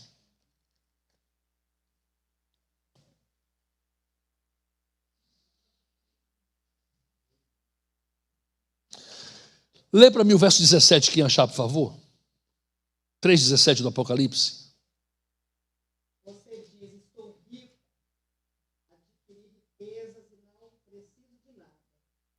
Não reconhece, porém, que é miserável, digno de compaixão, pobre, cego e testamento. As traduções, elas são uma bênção, né? Elas melhoram muito para muitas pessoas, mas elas roubam algumas coisas, né? A tradução mais antiga vai dizer assim, você não sabe que você é desgraçado? É uma palavra forte, desgraçado, é verdade ou não é? Por isso que ela foi tirada, porque é forte. Desgraçado, é forte, né? Dá até morte. O senhor está assim? Né? Ó, miserável, cego, pobre, miserável, cego, pobre e nu. É isso? Por que é que essa igreja está perto de ser vomitada por Deus? Escute bem, os antigos hebreus, eles tinham o costume de renomear tanto utensílios, instrumentos, nome dos livros, para que através dessa assimilação por, acho que esse é o termo certo agora, não é comparação, deixa eu lembrar, eu falo. As gerações mais novas aprendessem com mais facilidade, assimilassem os princípios espirituais através de uma ligação de um nome como objeto, de um princípio como objeto. Vou dar um exemplo aqui. Quantos véus tinha o templo do deserto? Quantos véus tinha o templo? Tinha o véu que dava acesso ao átrio, ao Hatzer, lembra que eu falei aqui sobre o Hatzer, que era o átrio? Tinha outro véu que dava acesso ao lugar santo, e tinha outro véu que dava acesso ao lugar santíssimo, lembra disso? Eram 3 véus, chamaram de parohet, véu parohet. Só que o terceiro véu era diferente, porque o terceiro véu que dava acesso ao lugar santíssimo, ele tinha quase a largura de uma mão, de espessura. Ele era muito pesado, muito grosso, para impedir que se transpassasse ele de qualquer forma. Então ele tinha que ter um esforço para se transpassar por ele. Mas todos eles eram véus, ok? Quando Arão, eu falei aqui há pouco sobre Arão, quando Arão ia no santuário, levando o azeite para examinar a lâmpada do menorá, para poder repor o azeite, repor o óleo, limpar a lâmpada, ele passava pelo primeiro véu, o véu do átrio. Ia para o lugar santo, cruzava o segundo véu. Ia ao lugar santíssimo só no Yom Kippur e cruzava o terceiro véu. Quantos véus? Para chegar diante da Arca da Aliança, que representava a manifestação da presença de Deus, porque ali, entre os serafins, entre os querubins que estavam sobre a tampa, havia um espaço ovalado entre um querubim e outro, e entre esse espaço iluminava uma luz divina chamada Ner Tamid, luz perpétua, que chamamos de Shekinah ou Rekna, já que no hebraico tem palavra que não se pronuncia o Shem, Shekinah não se pronuncia Rekna, estava ali. Então, quando Arão cruzava o terceiro véu, uma vez só no ano, Arão tinha acesso à presença de Deus, uma vez por ano. Primeiro véu, segundo véu, terceiro véu. O que os hebreus fizeram? Cada véu desse tem um nome, mas eles renomearam esses véus. O primeiro véu chamavam de Derer. O segundo véu, Emet. Terceiro véu, Raim. Derer, Emet, Raim. Para Arão chegar diante da presença de Deus uma vez por ano, ele tinha que cruzar o Derer, o Emet e o Raim. Derer quer dizer caminho, Emet, verdade, Raim, vida. Para Arão chegar diante da presença de Deus uma vez por ano, ele tinha que passar pelo caminho, pela verdade e pela vida. É por isso que Jesus vai dizer em João 14,6: Anohi hadere haemet rahaim. Eu sou o caminho, a verdade e a vida. O que ele está dizendo? Nem Arão chegava na presença do Pai sem passar por mim. Aleluia.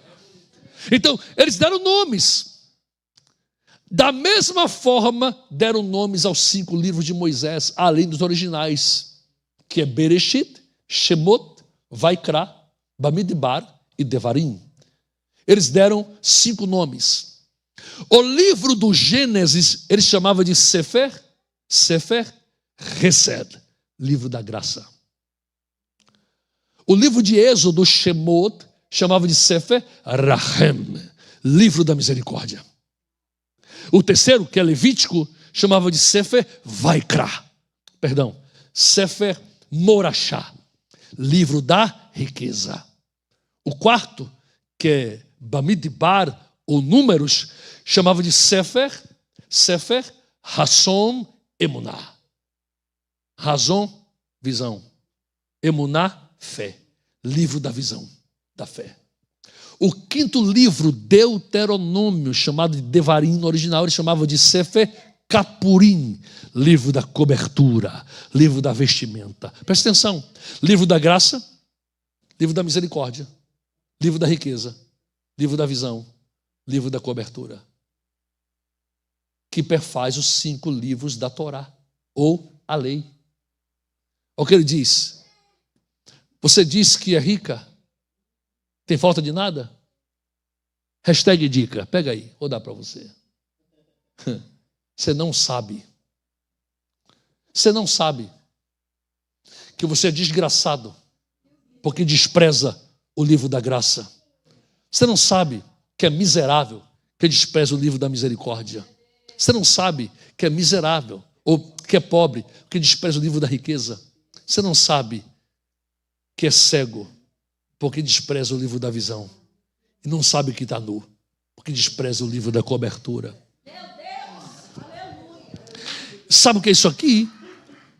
É Laodiceia, que ama os coaches dos nossos altares, mas não suporta a disciplina quando a igreja vem.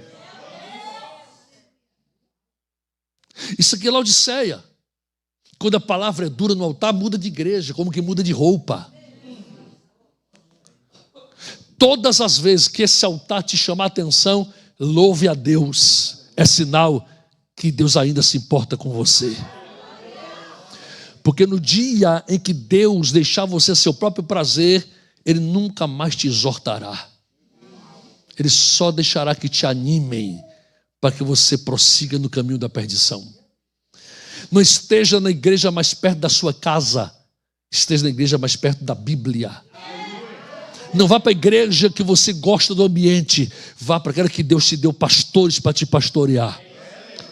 que te chama a atenção quando você está errado, que marca gabinete com você, que liga para você, que não só te consola, não só põe bálsamo na ferida, mas puxa as duas orelhas e dá beliscão no braço, e bota de castigo no milho. Laodiceia é assim. Mas por isso é que o Senhor vai dizer a Laodiceia, 19, eu repreendo e castigo todos que amo. Ainda assim, Deus ainda ama a Laodiceia, mas espera que ela se converta e se arrependa. Eis que estou à porta aí. Jesus está fora da igreja de Laodiceia, tentando entrar nela, mas não consegue, porque Ele é a palavra. Amém? Temos 24 minutos, agora vamos para a apostila. Página de número 1, você que tem ela nas suas mãos.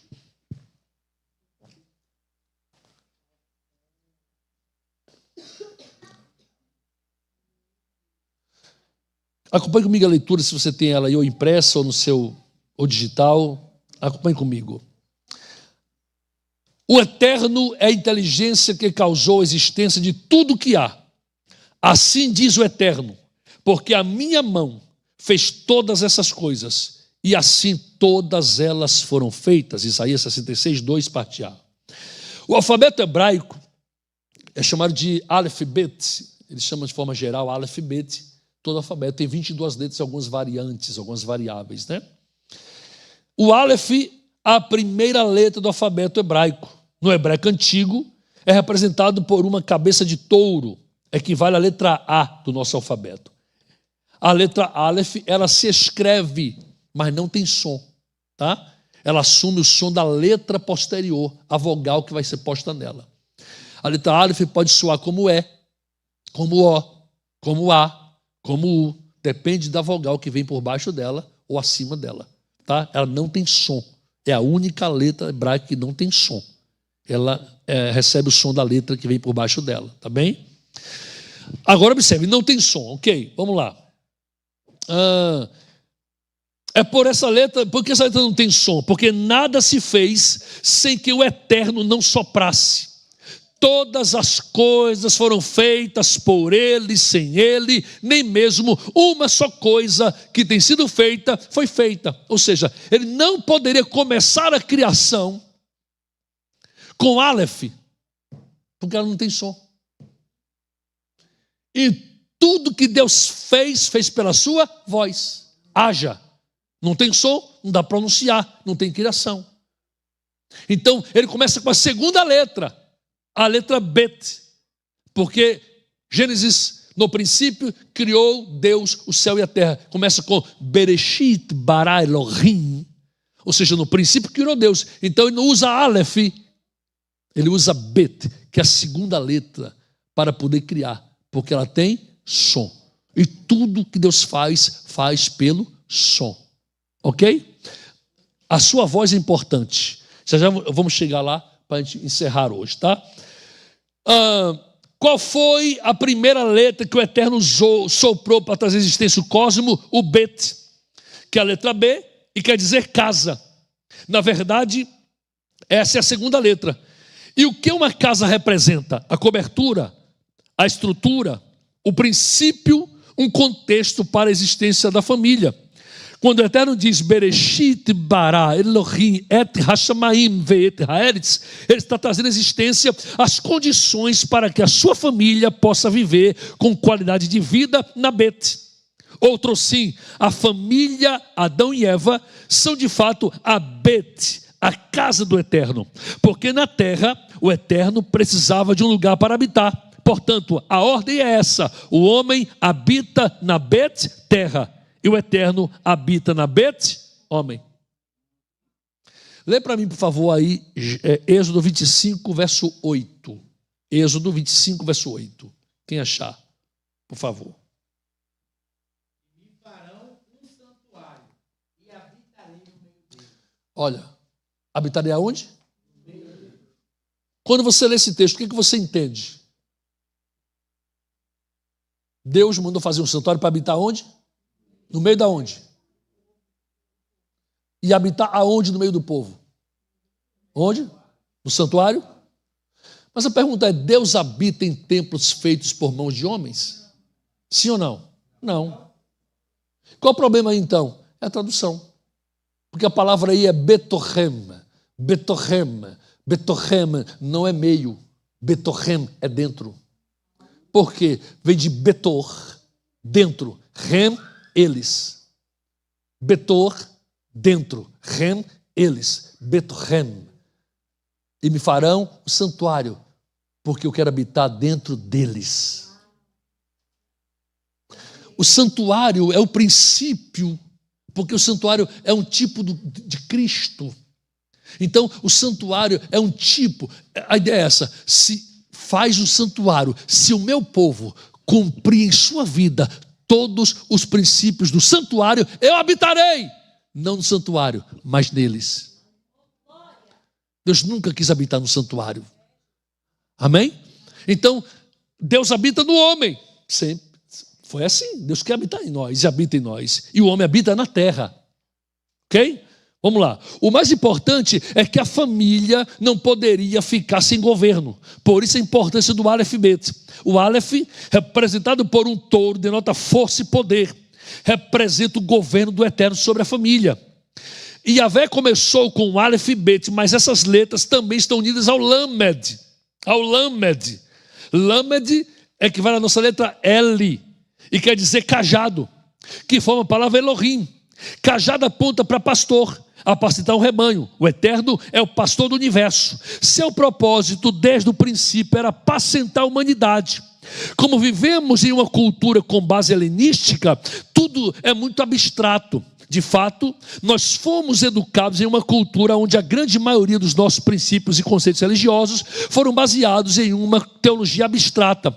Muito do que aprendemos são termos abstratos, mas em hebraico não é assim. Esses termos, essas palavras, vão sempre nos levar de volta a algo concreto que podemos experimentar com os nossos 5 sentidos. Vou te dar aqui um exemplo. Quantos homens dos que saíram da terra do Egito, de pé, entraram na terra prometida? Quem foram eles? Josué e? O nome Josué vem do hebraico Yehoshua, quer dizer Deus salva, ou Deus salvará. O nome Caleb vem de Kelev, quer dizer cão ligeiro. Presta atenção. Se eu juntar Josué e Caleb, eu tenho uma frase: Deus salva o cão ligeiro, ou Deus salvará. Tem sentido? Tem. Mas faz sentido? Não. Mas o nome Caleb vem de 2 palavras hebraicas, que e lev, ou leb. Que quer dizer conforme, segundo, e lev quer dizer coração. Então o nome Caleb quer dizer, na etimologia, segundo o coração. Agora, se eu juntar de novo com Yehoshua, faz sentido. Deus salvará aquele segundo o coração. Mas por que segundo o coração? Porque dos 12 espias foram os únicos que obedeceram e creram nas ordens que Deus havia dado, instrução para a terra. Fala para o teu irmão, a obediência te conduzirá à terra prometida. Porque todo aquele que obedece se torna segundo o coração de Deus. Diga amém. Agora vamos lá. Página número 2. Vire a página. Princípio divino. Tem 15 minutos, a gente vai encerrar. Os antigos hebreus ensinavam aos jovens histórias do Elohim eterno de Israel. Olha essa frase. Na inexistência do nada, surge a palavra, o som, o sopro, o espírito, rompendo a barreira do ainda inexistente silêncio, expandindo-se como luz, criando a vida de todas as coisas. Agora observe, palavras são, sons são, sopro é, espírito é. O nome espírito vem da palavra hebraica ruach, ruach, R-U-A-C-H. não pronuncia ruach, porque no hebraico, CH no final, não tem som de shim, tem som de R. Ruach. Ruach. Ruach HaKodesh. Espírito o Santo. Ou Espírito do Santo. Ruach. A palavra ruach quer dizer sopro, vento, hálito. Observe. Cristo fala para Nicodemos, João capítulo 3. Nicademon Ben Gurion, Nicodemos. Ele vai dizer assim, Nicodemos, o vento sopra onde ele quer. Ouve-se a sua, mas ninguém sabe de onde vem nem para onde vai. Assim é todo aquele que é nascido do vento. É um jogo de palavras que ele faz. A palavra é a mesma. Vento e espírito. É a mesma palavra. Mesma palavra. Então aqui, ó, palavras são som. Quando você fala, você emite o que? Um som. Sim? Sim. Esse som só é vocalizado, por quê? Porque do seu interior vem um sopro, um ar, que vai... Quem produz esse ar? O diafragma, não? Eu não entendo muito disso. Vocês entendem disso melhor do que eu? É? O diafragma? É o pulmão que produz o vento, o pulmão, ok? Faz vibrar as cordas vocais e sai o quê? O som. Se não tiver ar, não tem som. Palavras são sons. Sons são, sopro é. Fala para o teu irmão, tudo que você fala gera espírito.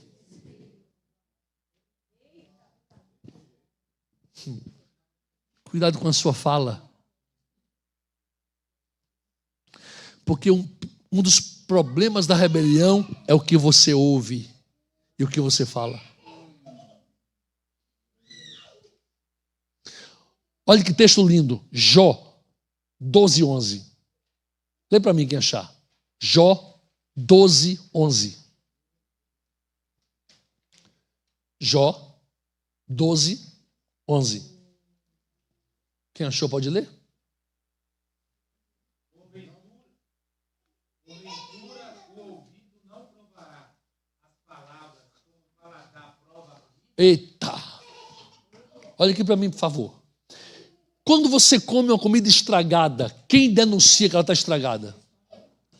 Primeiro o seu? É possível que você coma e não perceba? É possível. Mas o paladar tem que denunciar que o arroz está azedo, que o leite está coalhado, que está muito quente a água ou o café. Quando você come a comida estragada, que o paladar denuncia está estragado, o que você faz? Você faz o quê? Por que seu ouvido não faz a mesma coisa com o que você ouve?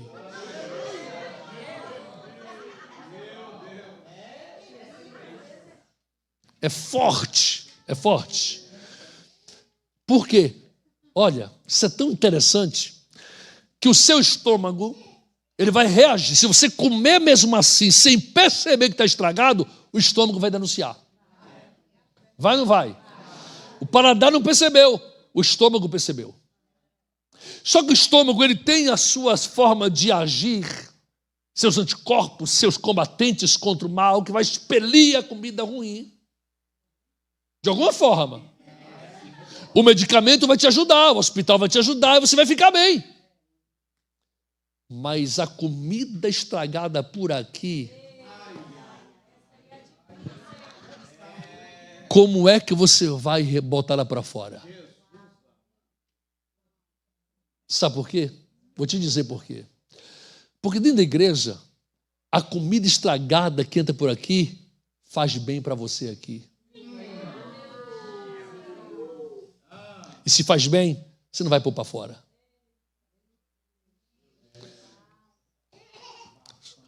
Então, Jó diz, assim como o paladar prova o alimento, os ouvidos devem provar as palavras. Fala para o teu irmão, cuidado com o que você ouve. E cuidado com o que você fala. Ô língua. A rebelião começa com a fala. Cuidado com as conversas de bastidores, as falas pelo WhatsApp, os comentários depois do culto, as críticas destrutivas. para com aqueles que lideram você. A gente vai falar amanhã, hoje o tempo não dá, sobre Miriam. Miriam, irmã de Moisés, contraiu uma lepra, chamada de lepra de Leshon Hará. Leshon, língua, Hará, má. A língua má trazia lepra, que era uma Metsorá. A Metsorá, haviam duas lepras no Antigo Testamento, a Metsorá e a Tissarat. A Tissarat é uma lepra real. A pele, ela vai produzir a lepra porque o corpo está doente, porque alguma bactéria atingiu o corpo. Mas a Metsorá era espiritual. Ela vinha pela língua. Por quê? Porque Metsorá é uma palavra formada por três outras palavras. Motzi, Shem, Ra. Motzi, Shem, Ra é a expressão falar mal de alguém nas suas costas, difamar pessoas na sua ausência ou até na sua presença. Motzi, Shem, Ra. Produzia Metsorá. Miriam chama Arão para falar mal de Moisés. Moisés não ouvia, mas Deus ouvia. Arão não percebeu. Começou a comer a comida que Miriam estava dando. Aí Deus desceu. E ela ficou leprosa. Por causa da sua língua má. Leshon Hará. Fala para o teu irmão que a tua Leshon seja Tov. Quer dizer, boa. E não Hará. Leshon Tov, boa língua. E não Leshon Hará, língua má. Vou parar por aqui, tá bem? A gente retorna amanhã. Amém? Espero que aquilo que você tenha ouvido hoje, a escola de sabedoria não é para ocupar a agenda da igreja, eu sei que não é. É porque eles querem que você cresça, que você seja uma bênção. É um investimento da igreja na sua vida, na sua alma, no seu ministério, na sua família.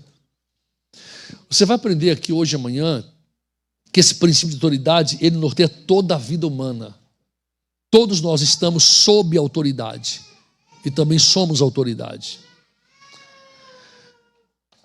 Um dos maiores problemas da igreja hoje é a rebelião, a desobediência, a desonra. E Deus quer tratar isso aqui. Então eu quero parabenizar os pastores por essa iniciativa que acontece, não sei qual é a edição, é a segunda edição. Muito parabéns por isso. E obrigado por ter me convidado para poder a gente apanhar junto aqui, né? Junto.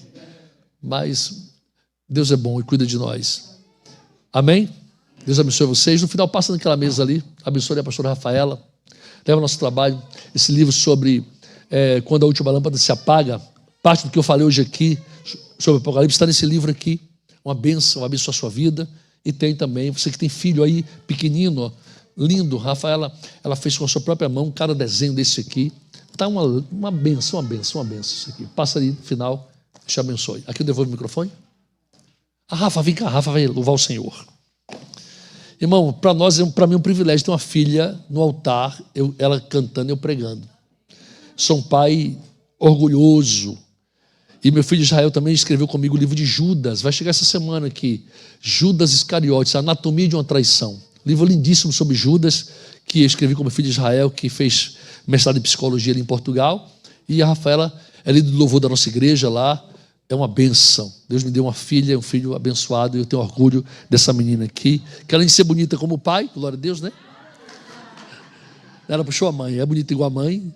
É cheia de talento. E me ajuda demais na igreja ali, liderando o louvor já há 12 anos, né? Amém. Aleluia. Vamos colocar sobre os nossos pés. Vamos continuar adorando ao Senhor.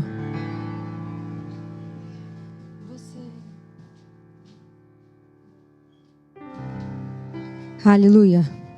Hoje já não tem mais nada para falar. Nada. Agora só amanhã.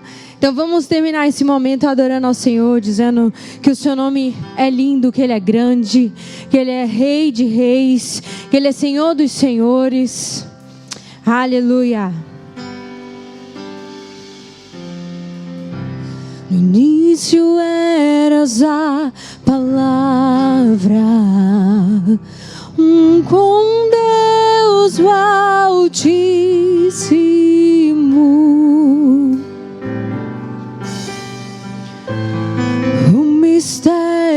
de sua glória. Cristo em ti se revelou. Declare: ó, quão lindo esse nome é, ó, quão lindo esse nome é, o nome de meu Rei. Ó, quão lindo esse nome é, e maior, maior que tudo Ele é. Ó, quão lindo esse nome é, o nome de Jesus.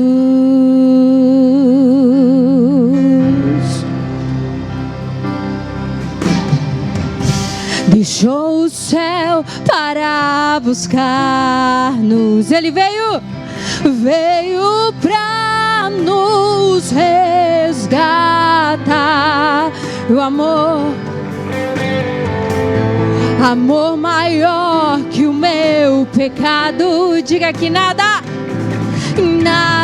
vai nos separar.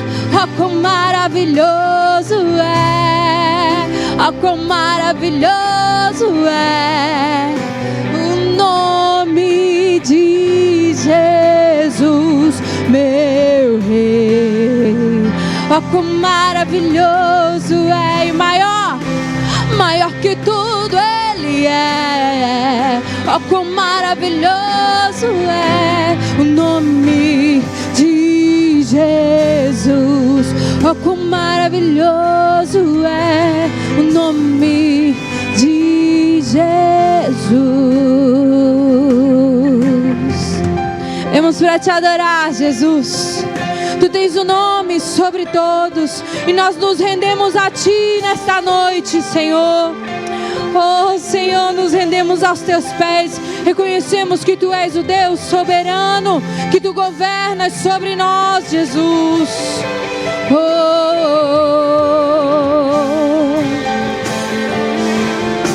Diga assim, ó: a morte venceste, o véu e a tumba agora está, e o céu, eles proclamam,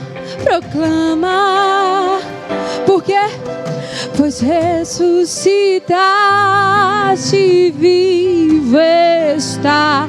Tu és invencível, inigualável, hoje pra sempre reinarás. Declare: teu é o reino, tu é a glória, e acima, oh, declare que tu és invencível. Diga: és invencível e não há outro, inigualável, hoje, oh, Ele reinará, e teu, oh, tu é a glória, e acima de todo nome estás. Poderoso esse nome é, poderoso esse nome é, o nome de Jesus, meu Rei. Poderoso esse nome é, mais forte que tudo é. Poderoso esse nome é, o nome de Jesus. Poderoso esse nome é, o nome de Jesus. Poderoso esse nome é, o nome de Jesus. As palmas louvem ao Senhor. Oh, aleluia. Agradeço a oportunidade em nome de Jesus. Amém? Todo mundo tão firme para amanhã, 10 horas da manhã em ponto. 10 horas da manhã. Que hora que vai ser? 10 horas da... Que hora que você vai chegar aqui? Não, 10 está atrasado. 9h40, 9h45. 10 horas vai iniciar. Amanhã a primeira palestra vai ser com o pastor Rogério Barreto. Então, nós vamos continuar com essa aula maravilhosa do pastor amanhã, né, à tarde. Vai ser uma bênção como foi hoje. E eu tenho certeza que todos nós fomos alimentados com a palavra do Senhor. Amém? Tem umas palavras meio difíceis ali que eu não entendo, mas depois que ele traduz, aí eu repito, porque aí eu sei o que é que eu estou falando, né? Eu vou falar algo que eu não estou entendendo, é complicado. Mas benção demais, pastor. Vamos orar mais uma vez para nós ir embora então, gente? Aleluia. Pai querido, Deus santo, nós te louvamos, te agradecemos, ó Deus, por esse momento maravilhoso na tua presença. Pai, nos leve para casa, que nós possamos descansar bem essa noite, acordar amanhã com força total, para estar aqui mais uma vez, Senhor, para nós vermos a tua graça, conhecer os teus mistérios e assim entender a tua palavra. Em nome do Senhor Jesus, nós dizemos amém.